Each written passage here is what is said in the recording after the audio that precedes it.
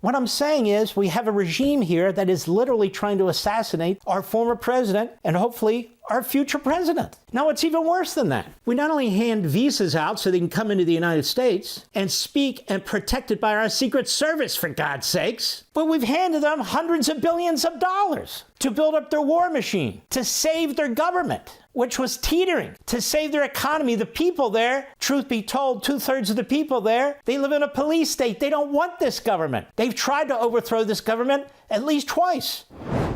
We have this country of Iran. Now, this country of Iran has a hit out on our former president of the United States, hopefully the future president of the United States. Everybody now knows it. Not just the Secret Service and the FBI, not just the CIA and the NDI and all the rest of the alphabet soup.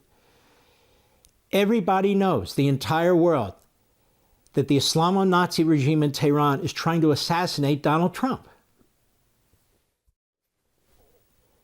Do you know that's an act of war? When you're trying to take out a former president, when you're trying to take out a candidate for president who could be the next president, God willing, that's an act of war. Does it sound like it's an act of war when you listen to Biden? Harris doesn't even talk about it. Do we sound like it's a 5-alarm fire around here? This is okay. Let me read this. This is what Donald Trump put out, because now he and the campaign were finally briefed about this threat. He says, big threats on my life by Iran. The entire U.S. military is watching and waiting. Moves were already made by Iran that didn't work out, but they will try again. Not a good situation for anyone. I'm surrounded by more men, guns, and weapons than I ever have seen before. And he is. Thank you to Congress for unanimously approving far more money to Secret Service. 0 no votes, strictly bipartisan. Nice to see Republicans and Democrats get together on something. An attack on a former president is a death wish for the attacker. I wish it was a death wish for the attacker. How is it that the Islamo-Nazi that runs this terrorist state, Iran, that's building nuclear weapons, that funded and armed Hezbollah, which in turn murdered over 200 Marines and scores of embassy personnel in the 1980s and 1990s, and now Israel's fighting for its survival against Hezbollah? How is it possible that we know that this regime wants to assassinate Donald Trump, and yet we give them visas to come to the UN? Their president to give a speech at the UN. You know, the UN is on property that's international, but you still got to get there. You still need a visa by the United States government. I find this hard to believe. I don't believe Franklin Roosevelt, I really don't, would have been handing out visas to Hitler or members of the Third Reich or Tojo or members of the military junta there or anybody of that sort. Do we act like we're at war? Now, I know about the forever wars and everything else. What I'm saying is we have a regime here that is literally trying to assassinate our former president and hopefully our future president. Now, it's even worse than that. What else? We not only hand visas out so they can come into the United States and speak and protected by our Secret Service, for God's sakes, but we've handed them hundreds of billions of dollars to build up their war machine, to save their government, which was teetering, to save their economy. The people there, truth be told, 2/3 of the people there, they live in a police state. They don't want this government. They've tried to overthrow this government at least twice, to brutal effect, because Obama didn't back them up the last time, and Biden didn't back them up this most recent time. And so we give them hundreds of billions of dollars, and on top of that, we're going to pay for their nuclear weapons? And it's even worse. As I speak to you right now, there's a hold on critical, significant military and other armaments that the Israelis need as they're fighting Hezbollah and as Iran is pouring weaponry into Lebanon. Russia's pouring missile technology into Iran to give to Hezbollah. The entire UN, other than a few brave souls from Brazil and Hungary and so forth, but the entire UN speaks out against Israel?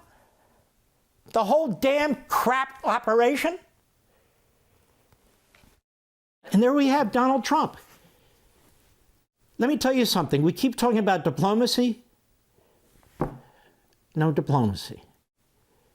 Diplomacy doesn't work with assassins. It doesn't work with terrorists. It doesn't work with a country that's trying to destroy us and our allies.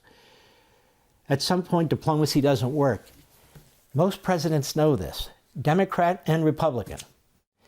You know, once we were attacked at Pearl Harbor, there was no more diplomacy. Once there's an assassination attempt that was thwarted and other attempts that are likely to take out Donald Trump, there's no diplomacy. None. Once October 7th occurred and the horrors that took place in Israel, there's no more diplomacy. Every day thereafter, the hostages being executed, there's no more diplomacy. Iran is arming Russia against Ukraine. I thought we'd support Ukraine against Russia. Iran is getting weaponry from China in exchange for oil. What is that? So we have this access like we did in the 1930s, but in this case it's Russia, China that's becoming so militarily powerful that it's surpassing us in a number of areas. And we warned about this. We started this company, 9 years ago, Mr. Executive Producer? Since day one, we've done shows about this. Well, it's catching up now, particularly since we're cutting defense spending. We're not investing in new technology like we should be.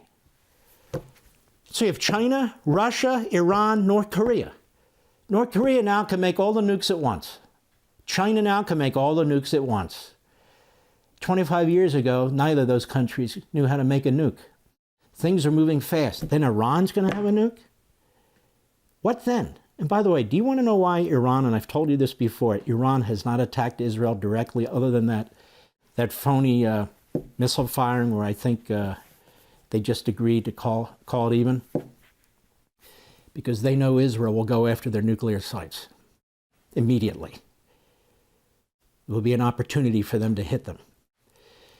But our government is withholding from Israel, ready for this? Abrams tanks, helicopters, fighter helicopters,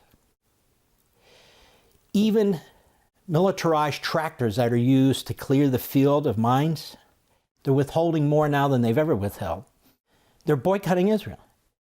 In violation of the Impoundment Act, because these things were passed by Congress, a letter was put out today by Mitch McConnell and Tom Cotton listing the things that are being withheld. I put it on my social sites, demanding that they be released, and they be released immediately.